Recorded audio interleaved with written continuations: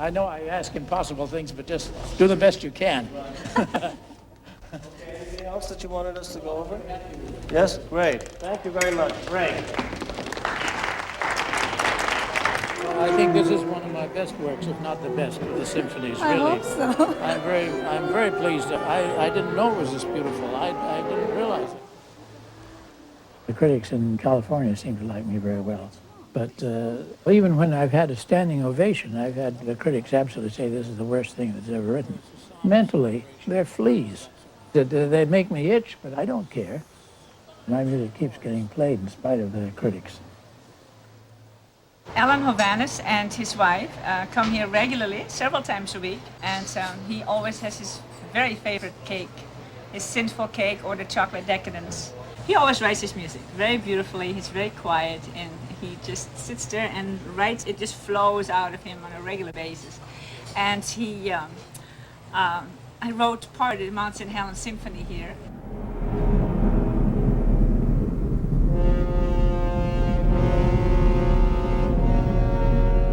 He just had the premiere, I guess, in San Jose, California, and he had a standing ovation. I read in the paper, so we're real happy.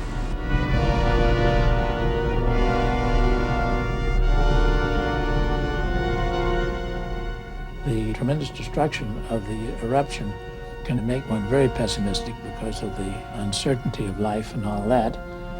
But if one looks further and realizes our human life is like that of an insect, very small compared with the life of the earth, and what builds our earth and creates the renewal and resurrection are the life-giving forces that are building the mountains that pierce the clouds of heaven.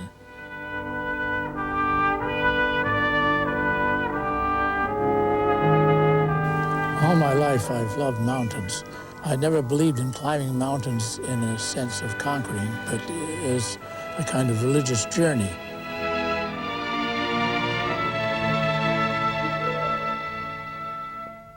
Mountains are most important in my music.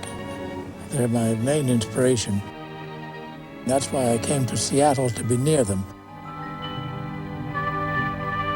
In the program notes for Mysterious Mountain, I said mountains are like pyramids. They're sort of between two worlds, the land of the gods and the human land.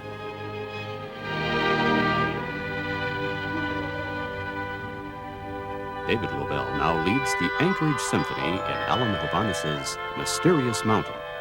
Mr. Hovhaness is in the audience and will be introduced after the performance.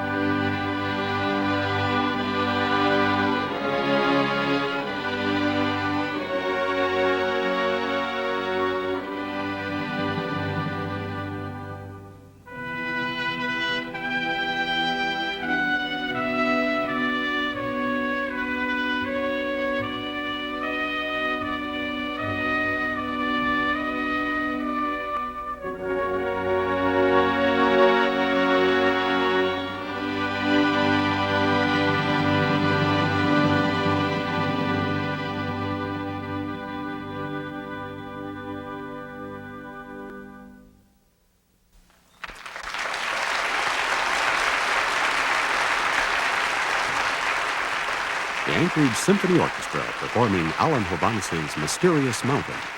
Conductor David Lobel asks the composer to come up on stage. Alan Hovhaness, one of the most prolific composers of our time, currently lives in the Seattle area.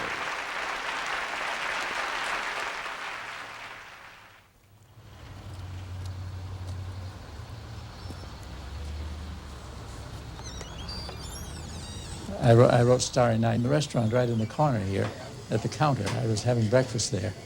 The trouble was there was one man, one truck driver on one side of me and another one on the other side of me, and I was kind of cramped. And so I had trouble keeping Starry Night out of the food I was eating.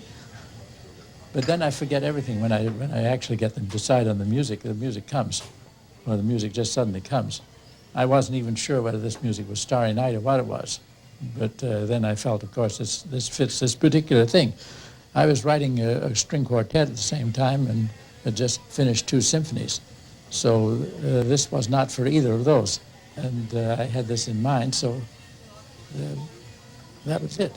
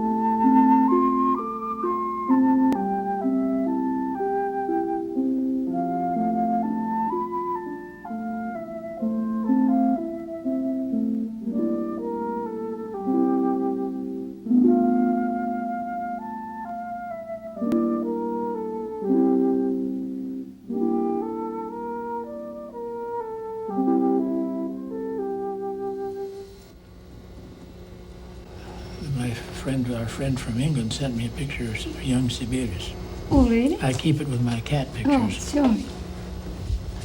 We corresponded through the rest of his life. He wrote many letters to me, and I like Sibelius better than anybody else in this century. All the other composers make fun of him because they're so jealous. They can't stand a composer who's popular. And they make fun of him because he wrote Finlandia.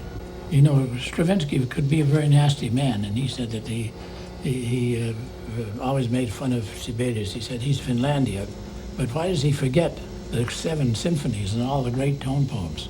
All the young men wanted to be the Stravinsky of the next 50 years. I said, why don't you be yourself? But you offended. I don't care. Are you sure? I don't care. I mean, Stravinsky is a great genius. Yes, he is. We know that. He's tremendous. But spiritually, he isn't. That's what he lacks.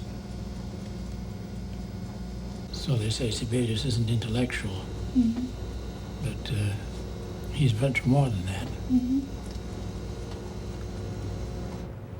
Well, I suppose we better rehearse the music I wrote for Bill's wedding, Okay. if you feel like it.